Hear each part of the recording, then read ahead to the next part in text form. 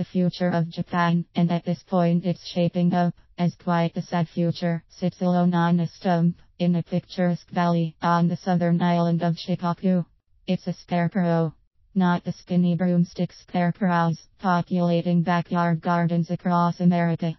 It's a hand-stitched figure that looks almost lifelike in her pants and rain boots, a pink anorak, and a sun hat. Tsukimi Ayano stitched this scarecrow, one of about 150 she has fashioned and scattered around her hometown of Nagaro. The village now numbers just 35 living residents, and the scarecrows are a reminder of all who have passed or left as the city slowly slips into Japanese history. The town and its scarecrows have become Japan's version of a looking glass, and the Japanese know this. They can see the future, and they realize that because of social and economic dogma, they're on the path to collapse, just as Nagaro is on the path to extinction as a village. And as Kala said, it sounds there's money to be made in Japan's economic collapse. Japan's growing problem is two-pronged. 1. It has poor demographics. Japan is the most rapidly aging country in the world because of atrociously low birth rates and a xenophobic mindset toward mass immigration that would allow migrants to repopulate the country, albeit without Japanese bloodlines. By 2060, the country's current population of nearly 130 million will be below 90 million, and 40% of those people will have topped 65 years. By 2110, less than 43 million Japanese will likely populate the nation, and an even greater percentage will be retirees. That's a significant dilemma, because 2. Japan has an unwavering and flawed belief in Keynesian economics.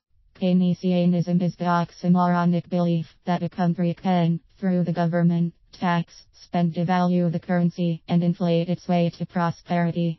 It's precisely why the West is so sick today. Too much public debt over the last many decades has been accumulated in an effort to keep Western citizens happy and middle class. The fiscal situations that now exist in America and Western Europe prove that Keynesianism is largely a discredited economic model. But in the context of a population declining as fast as Japan's, the economic philosophy is the equivalent of putting an obese person on a high-calorie diet. Because of its long-standing faith in the fallacy of Keynesian ideology, Japan is already in trouble economically. It's home to debt load that is the highest in the world, at more than 225% of GDP, more than double the troubled debt load here at home.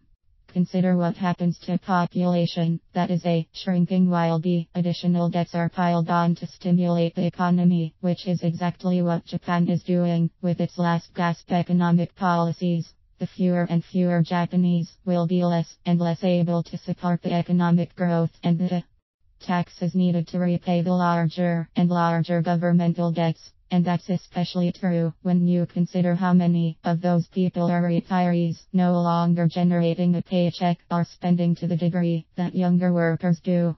That's why Japan is in critical condition at this point. The fading yen. There's talk in Japan that leaders, realizing the quandary their country faces, are now considering allowing mass immigration, though whether that actually happens is debatable.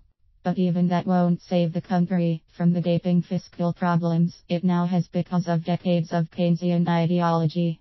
Japan a fresh start, which it won't have. Instead, through a massive currency printing campaign, the yen will be further weakened in a desperate effort to generate any kind of growth it can. No sustained growth is possible, though for a litany of reasons, such as older people are not spending heavily on the consumer items and services that grow the economy. Too much tax revenue now must be funneled into debt repayment, and Japan's once vaunted savings rate has plunged to near US levels. Ultimately, Japan is going to face an existential crisis wrapped up in a fiscal, financial, and economic crisis, and as part of that, the Japanese yen, the world knows today, will change forever. On the way to that point, the yen, now in the range of 119 to the dollar, will plunge through 200 or 300 to the dollar, meaning anyone who shorts the yen against the dollar in the medium to long term is going to make a small fortune on the fading of Japan. There's money to be made on the yen's collapse.